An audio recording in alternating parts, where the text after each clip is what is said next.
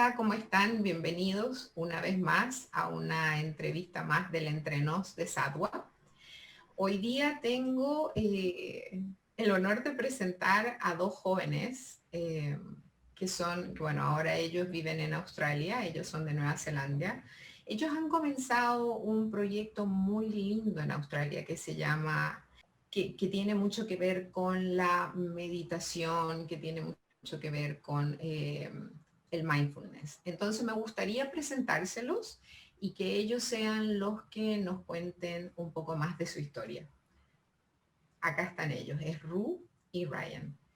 Thank you very much, guys, for being here in the Entre Nos, means between us. And the introduction that I just did is, you know, letting them know where you come from and about your project. But I don't want to tell them all your, you know, the story. I prefer for you to let them know how everything started. Tell me about your experiences, the one that led you both, you know, to meditation and everything that you do right now. Big story. Yeah, yeah. It's beautiful story though. Yeah, I guess it's 25 years long, but I guess put it in a nutshell, the essence of the beginning for me to look inward was a condensed body. And when I say a condensed body, I'm meaning lots of suppressed emotion and not allowing myself to express what I needed or whether I needed help or assistance. I suppressed a lot of that and allowed my body to hold all of that pressure in me. And the more I neglected myself and didn't listen to myself, the more that compression got harder and harder and harder, and it pancaked up until my body started to react. And I ended up getting sick. I ended up getting tonsillitis. Yes. I was getting it at least once a month. So that's a lot to the point where they took them out. Like I had surgery to get my tonsils removed. And what I was doing, looking back, I was running away from all of these emotions and running away from this turbulence or discomfort within my body using alcohol and drugs. And I ended up having panic attack. I started having panic attacks. And during my first panic attack, that was when I realized I was gonna die. I thought I was gonna die. And in that moment, I realized that there was something that I had to do, and I was in a worse state than I thought I was. And that was when I started to acknowledge and started to listen to my body. And it was a matter of realizing I was in denial with my mental state for a very long time. And from there, the work began. So to begin with, I just sat with myself and allowed myself to process and allowed myself to feel. I dropped into my inner child and basically allowed myself to feel and to process lots of things that I'd pushed so far behind me. I went to my parents' place and just really allowed my mum to nurture me for about a week. I was very afraid to be on my own. I was unsure that I would do something stupid. I was in quite a suicidal state then, because for me, moving into that feminine side and allowing myself to feel was very embarrassing for that state that I was in. So I was very embarrassed with doing this. So it was this pivotal point where I was either going to do the work or I was going to take my own life within that week. And I obviously decided to do the work and to learn a little bit more about myself. And from that moment, it was a matter of finding out who would inspire me. So I Googled most inspirational speakers, and Jay Shetty popped up. And he's an amazing podcast. He's amazing at articulating things. And I just listened to Jay Shetty, and he influenced and inspired me. And during lots of Jay's podcasts, he talked about mindfulness and talked about meditation. And I didn't really understand it until Novak Djokovic was on a podcast with him, and he's a famous tennis player. And for me, that really resonated because I love sports. And when Novak Djokovic talked about having a meditation practice and he put himself in a meditative state before he played, something really clicked. And I was like, okay, there's something more to this. I'm going to give this a go. And I tried sitting there in stillness with my hands in, you know, the meditative state. Yeah, the Buddha. But my mind was going way too fast, and I kept getting frustrated with all of on my mind. Mhm. And my mind wasn't a very good place back then either. It wasn't nice to sit there in my thoughts. And it wasn't until Rue posted a video of him doing the Wim Hof breathing technique, and I was like, what is Rue doing? This Yeah. was a wee while ago, and I was like, oh, I'll give this a go. So I followed Rue's guidance on his Instagram post, and it just blew my absolute mind. I felt static. I felt electric. I had a sense of clarity in my mind. There was no noise. There was no thoughts coming through. It was just clear and pure. And all I can really describe is the feeling was this inner trust within myself that I could do this and I could change myself. And from there, I just became obsessed with the breath, and I was just backwards and forwards with the road, trying to figure out what's actually happening in the body, the physiology, the science. And we're playing tennis together, learning and researching and figuring these things out. And the breath was a massive catalyst of allowing me to release all of these subconscious limiting beliefs and stored emotion. The longer I breathed, the more I dove into my subconscious mind, which allowed me to relive these experiences that weren't actually serving me in the now. So it's a matter of just breathing and allowing those to come through, to understand and to let go of these things. And now all I want to do is give this to every single person, this tool and this feeling. The way I see the world now is all I want everybody to do and see. That's all I want. And Rue's in the same boat. We're just both obsessed with assisting humans and becoming their most powerful selves using breath and meditation. Oh, that's amazing, Ryan. Oh my goodness. Well, I hope more young people like you guys can, find this beautiful path that is the mindfulness, meditation, pranayama, the breathing technique that really, really connects you and gives you um, another perspective. You see your life from another perspective, and you discover that you are not just this, you are more than this, and that is Exactly. amazing. It's why I love the work that you both do. When Laura, my daughter, told me about Rue, she said, Mom, look what Rue does. And I was like, I want to interview them because it's amazing to see, young, more and more you see young people, young, um, getting into meditation and looking for answers. And that's amazing to me, and your story and everything that you are telling us. I hope inspire another young uh, person like to follow this path. And I know, which one of you were the rugby player? You, Ru. Yeah, that was me. Yeah. You were the rugby player, and you, Ryan. I was your stereotypical lad who partied a lot and Yeah. drunk a lot. And now I'm doing the complete opposite, which as you said before, I'm wanting to inspire others that are in that same state of being Yeah. to look inward and to make change and to stop using the alcohol as a tool to suppress and to numb down the consciousness, numb down the emotion, because I know that there's so many that do that. Yeah. Yes. Yeah. Well, you start doing that, and you need more and more, because the more you drink, the more you use drugs, the more you have to face yourself when you wake up of all those, you know, um, Yeah.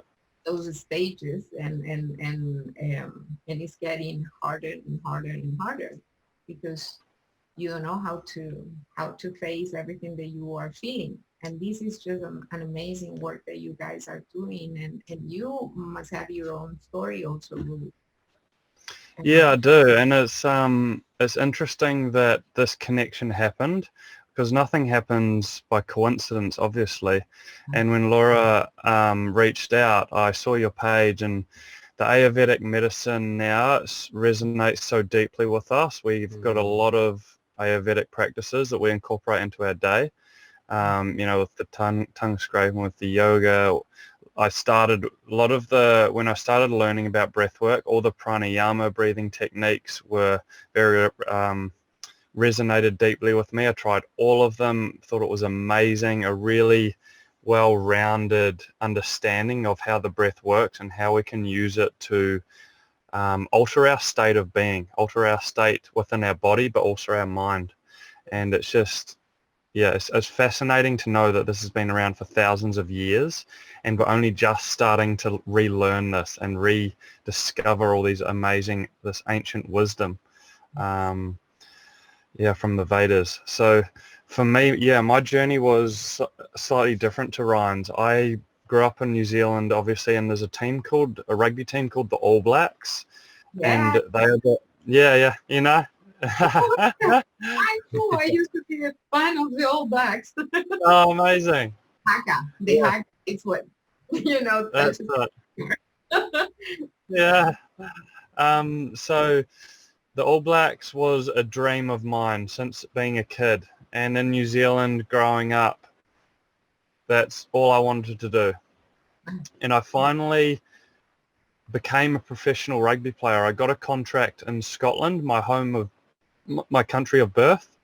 And when I got there and I finally started living and being a professional rugby player, I realized it's not what I thought it was. I wasn't this amazing, it just didn't fill me up inside. And so I didn't know what to do, but everything I'd done in my life to that point was working towards becoming this professional rugby player. So I couldn't let go of it. I stayed with it, and my whole identity was wrapped up in being a rugby player. Or it's what my family expected of me, it's what my friends expected of me, and it's what I expected of me, but I didn't like it. So what happened was I got in a really low vibrational state. I was not the best up here. Mm-hmm. And what ended up happening is I got really sick. I got bacterial meningitis, which is an infection of the brain, and I was in a coma for 3 days. I nearly died over in Scotland. I was in hospital for about a month, and what happened there was, looking back, I know what happened, but in that moment I didn't know, and I lost 20 kilos of weight.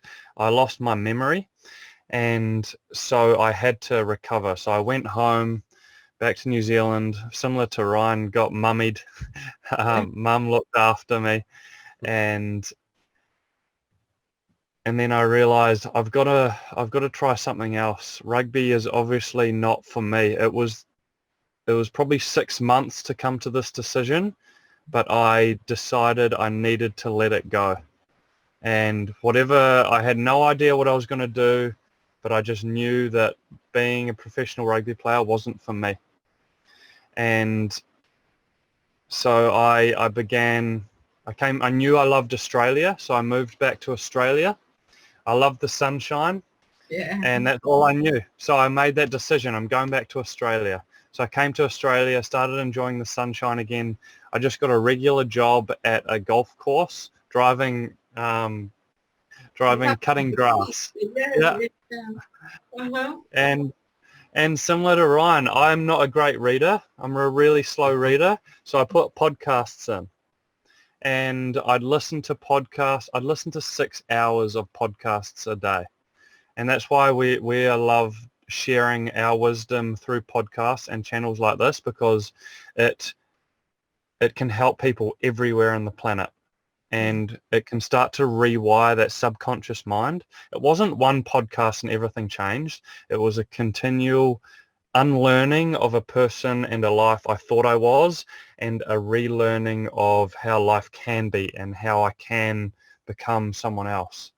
So I was listening to these amazing minds and these people doing amazing things in the world, health related, business related, ancient wisdom like Ayurvedic teachers coming on, and I just got all these little tools, and I'd add one little thing to my day every time, or one little nugget. And from there, similar to Ryan, the meditation kept coming up. It kept popping up. They all talked about it, having some sort of meditation practice. And I was like, okay, there is something to this. So tried it, sitting there.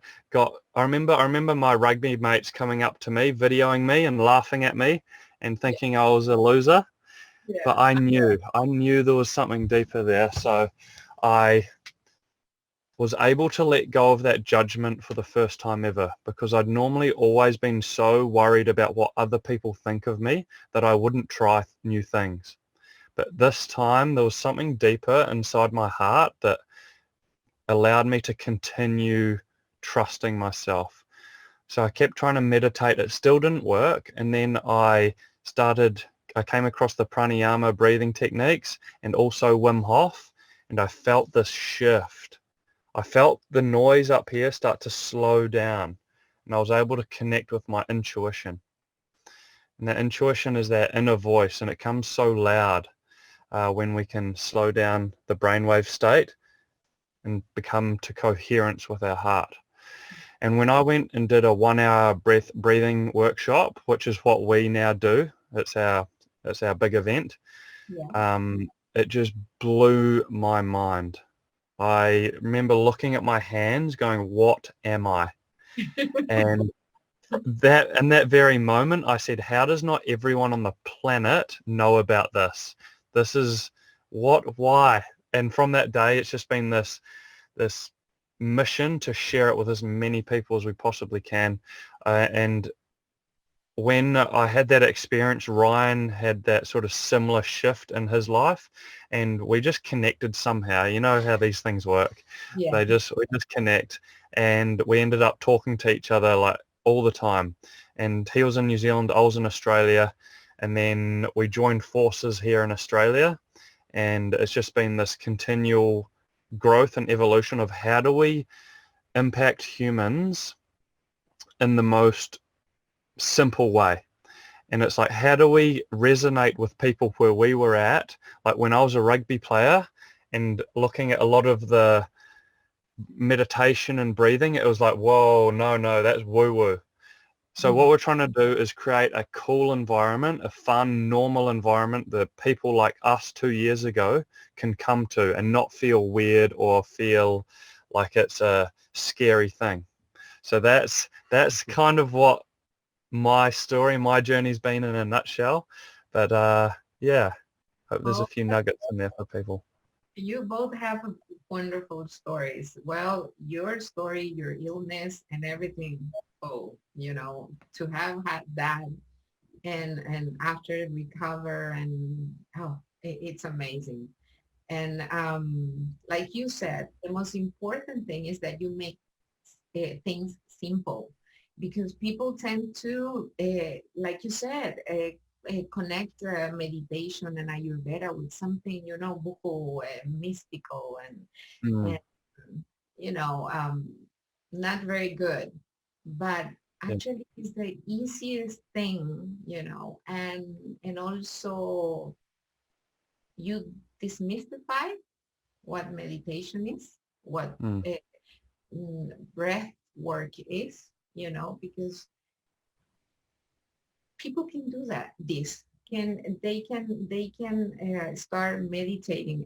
For example, when I have my courses, the first thing I said to the people that comes to me, I said, when you start meditate, when you want to start meditate, you have to start like for 5 minutes. Sit just 5 minutes, quiet with yourself. If you close your eyes and you have a lot of thoughts, it's because you just liberating stress. If you fell asleep, it's just because you were tired and your body found a wonderful time just to rest. If your mantra gets mixed up with your thoughts and you just breathe and come back to your mantra. It's easy. That way, people said, it's not that difficult, because you cannot, I used to hear people say you have to become like with a blank mind. That's impossible. You are alive. You have like 6,000 to 80,000 thoughts a day, during the day. How can you put your mind, it's just, don't invite your thoughts to drink coffee with you. Just let them pass, don't get hooked. If you're meditating and you feel like, oh, I need to pay something. Okay, I will pay that. after I finish my meditation. Or if you Yeah. have a lot of thoughts, you just open your eyes and look around where you are and you close it again. You're not doing anything wrong doing that. That's, And that's it. it's easy and it's wonderful, and it takes time, to make it a habit. But if you start slowly, like you said, or if you start thinking that it's easy, it's not difficult, you make it a habit. Mm, And you start feeling different. If you start, I always said you have to crawl and then after walk, right? Then that's crawl it. and walk after. And no, but meditation and breathe. One thing Then you that, start running. yeah, and then you start running. The wonderful thing is that he's Dutch, right? The Is this Wim Hof? yeah, Hof. Yeah, Yeah. he's Dutch, right? Yes. You know that I don't know for how long I've been, I don't know why I discovered him. And he's been sending me things that I don't even ask for, and I was like, do I do this? Do you think I can do this? I keep asking myself, and now that you said that you're done this, and it's wonderful, I'm going to try it. I'm going to Amazing. try. And it would be wonderful if you guys can have something like, for example, teach online, because now the whole world is going digital. Yeah. So we're actually launching an online portal on the 6th of June. Oh, wonderful. And I can learn what is with going to, yeah, with us. So we're going to do 2 live sessions a week you. and they'll be about 20 to 25 minutes. It'll be a very short breathing segment, about 3 minutes of breath work. And then we're going to go into a guided meditation and answer a couple of questions at the end. So that'll be twice a week. And then we'll also have some pre-recorded guided meditations and pre-recorded simple breathing practices. And one of the, I resonated with what you were saying before in terms of it's, you're trying to make it easy for people. And what we understand is science is the language of today. So that's a big part of what we've been trying to do, is bring the science and bring the understanding of what's going on in the brain and body into play, so people can trust what we do. Yeah. They don't just have to believe. They can really trust and understand what's going on with their brain and body and how it's actually physically changing. And yeah, it doesn't have to be hard. And so we created a simple daily breathwork practice called the Call to Be Conscious Daily. And this takes less than 3 minutes. And basically what it is it's altering the energy in our body. It's altering our state of being. It's actually inducing a sympathetic side of the autonomic nervous system for the beginning.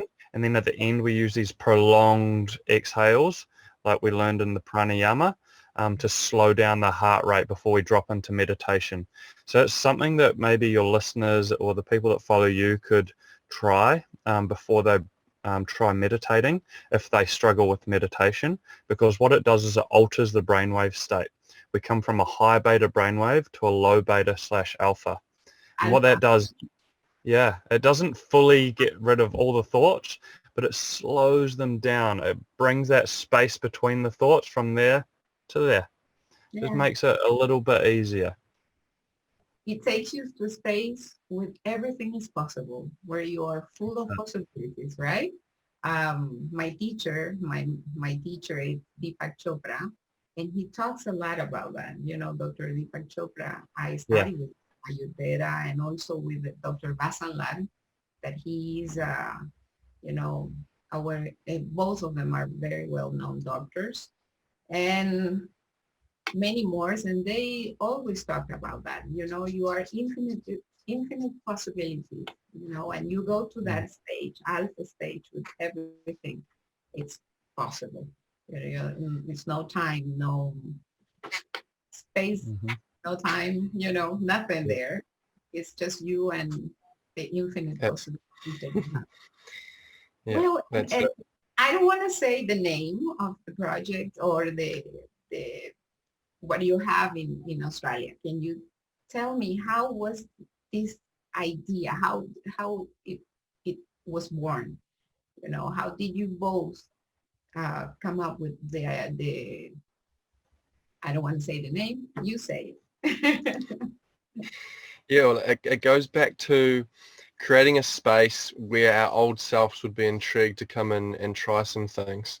So we didn't want to call it, come and raise your consciousness or breathwork meditation, because my old self would go, I'm not doing that. I don't need to do that. That's weird. My old self would have judged these things. And I can remember judging people that were doing yoga or sitting there in stillness. So we needed to create a name and a flow that looked quite intriguing and captivating. So the idea behind Cool to be Conscious is we want to make it a cool thing to be conscious. And we believe we've been given these vessels, these human bodies, because these human bodies can reach a broader audience. Coming from a professional rugby player background, and I was a farmer, I was a tradie, I was a tour guide, I was a dive master. I've done all these different areas, I guess, so I can articulate and connect with people that are coming in that might be a little bit weary of what we're doing. So they can say, oh, he used to play rugby, now he's doing this, which is really cool. This guy used to be a tradie, and now he's doing mindfulness. Like, I'm sure I can talk with him in some way, and he can maybe inspire me to dive a little bit more deeper into these things. So yeah, the flow that we've created is combining human connection with a little bit of breath work and a guided meditation. And the connection is one of the most powerful things that we do. We allow people to be in a safe place where there's no judgment, where they can really open their heart up and speak openly and vulnerably to a stranger. And that in turn will allow them to learn a little bit more about themselves, as well as listening to somebody else speak to. So we're teaching people to listen to understand instead of listening to reply. So there's a big difference. What you're talking about before is being super present.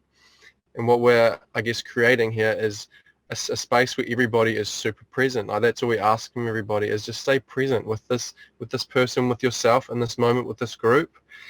And that's the power of the present moment. And the breath physically puts you in the present moment, but these activities will keep you in the present moment. Some people go, holy moly, well, was that an hour? Like, time just vanished. What you said before, time doesn't exist when you're in the present moment. Nothing else exists. It just warps.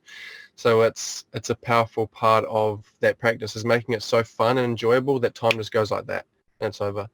And then that's when we give them the opportunity to buy into a bigger event where we do the work, where we dive more into the subconscious mind, and we do a few more practices that will challenge everybody emotionally, physically, and spiritually. So yeah, that's the flow. That's the main what we do. Yeah, Cool to be Conscious. That's the name. Cool. I love it. When I read it, I was like, yeah, they nailed it.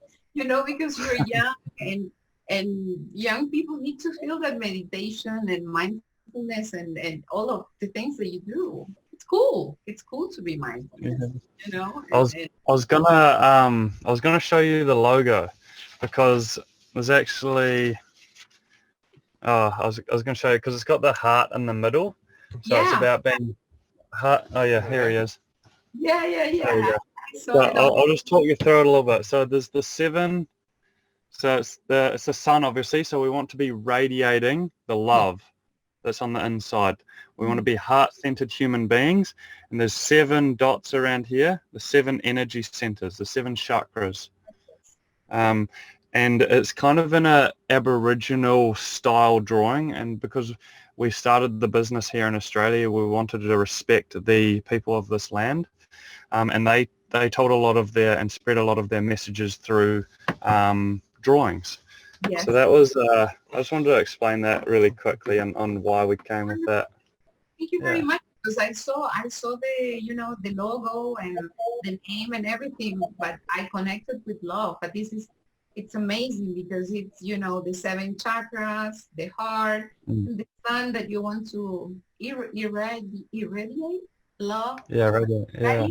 That's amazing. Thank you very much for letting me know about that, because it's very nice, very nice. Guys, you are full of inspiration, and I hope, more and more young people can do what you do and go to your experiences. I hope one day I go to one of your experiences. Yes, so do we. And we can share about Ayurveda also, because Ayurveda, like you said, Ruth, has 5,000 years, and you cannot beat that. It's the No. Vedas.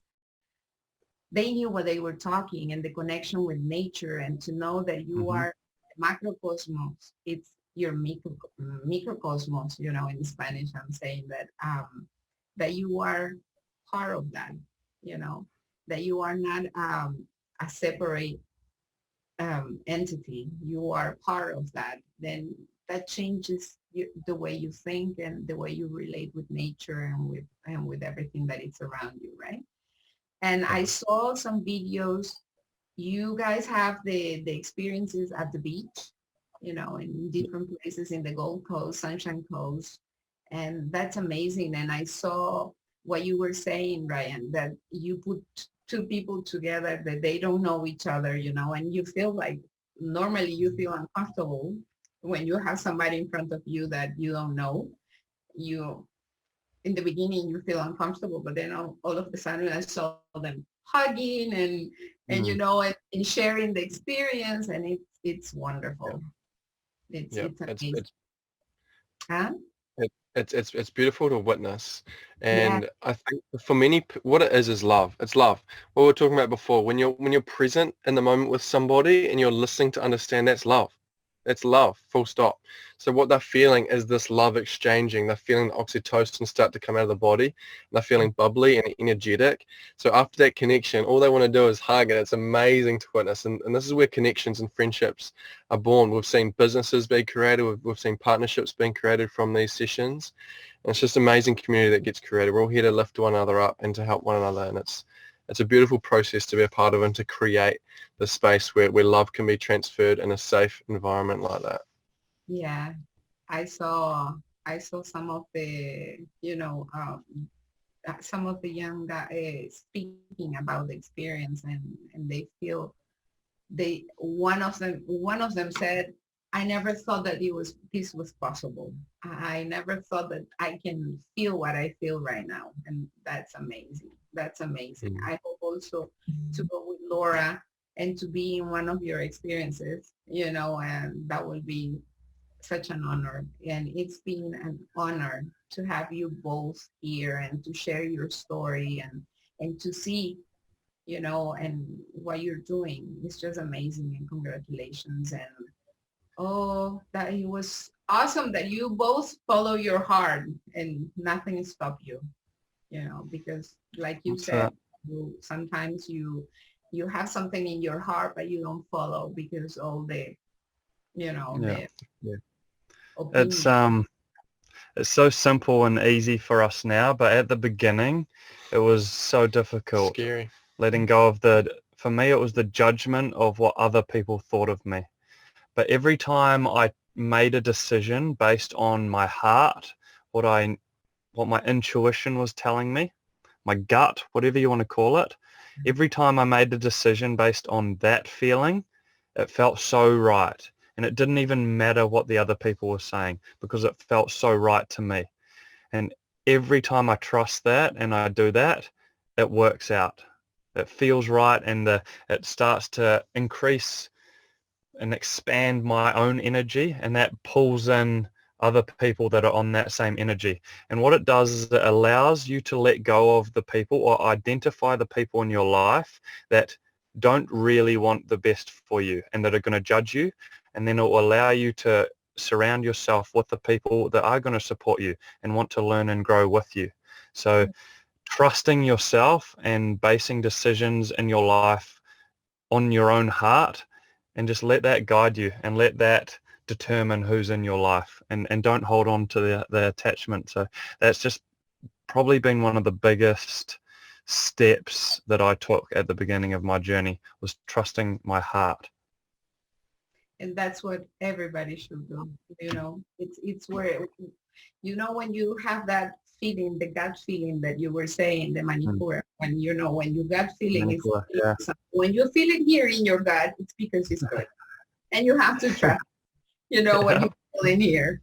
And Yeah. thank you very much. I hope all the best. I just wish all the best for who to be conscious and for you too. And Gracias.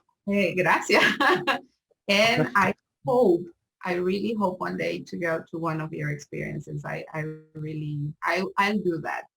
And before we finish this interview, I want you guys to tell me a little bit more of, you have your webpage, which type of classes do you have, and to tell me a little bit more about the 6th of June also, when you're going to release the breathing class, Yeah. right? Yes. So the 6th of June, we are on our website, we're going to have a membership portal. And what Oh, will be on there is all the breathing techniques that we use. There'll be oh, the call to be conscious daily, and there'll be one to help slow down the mind before we go to sleep. okay. We'll also have guided meditations. So we'll have 10 guided meditations for different areas of life to either let go of negative energy or maybe bring in creativity. So there'll be different guided meditations depending on where you are at in your life. And also we will be doing 2 live sessions a week.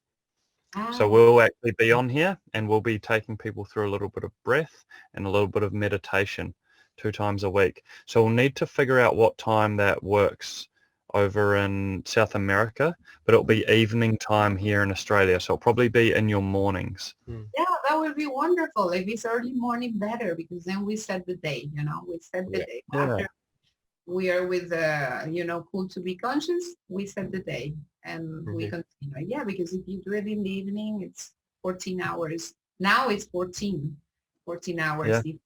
Yeah, Okay. you're ahead. Yeah, Yeah.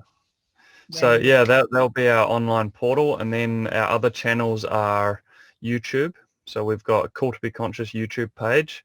We've got I don't know, 3 or 4 videos on there, but we're actually looking to do a lot more of that. We've got a little camera guy, a young camera guy coming on board with us, so that's Oh, exciting. that's And then just basically Instagram at the oh, moment. wonderful. So Call to Be Conscious, and then our 2 personal ones. But you have phase 1 of your training, right? You have like a training. I Yes. saw something in your Oh, webpage. yeah.